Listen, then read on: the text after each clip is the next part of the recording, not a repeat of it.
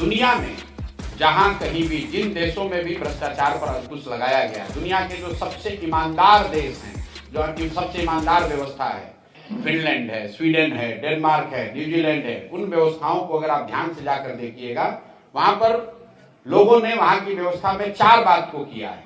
पहला बात, लोगों ने ईमानदार प्रत्याशियों को चुनकर भेजा है। दूसरी बात, बहुत बड़े पैमाने पर सरकारों ने सत्ता और संसाधन का विकेंद्रीकरण किया है।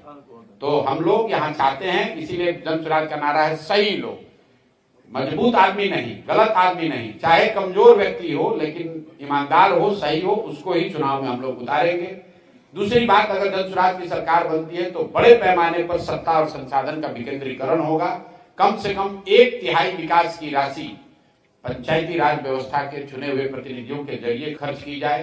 तीसरी बात, जन भागीदारी, जो भी योजना बनती है उसमें जनता को पता तो चले कि उनका अधिकार क्या है।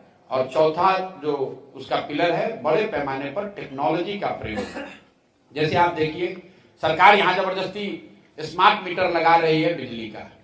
किसी ने नहीं पूछा कि भाई जब तुम नल जल योजना बना रहे थे, अगर तुमने नल जल योजना में स्मार्ट मीटर लगा दिया होता तो पटना में बैठे बैठे पता चलता कि कौन सा मोटर ऑन हुआ, कितना पानी निकला, किसने कितना पानी कंज्यूम किया, तो वो तो भ्रष्टाचार पूरा उसमें कम हो जाता। अभी सरकार को पता ही नहीं कि कितना नल जल योजना कब चल रही है कि नहीं चल रही है।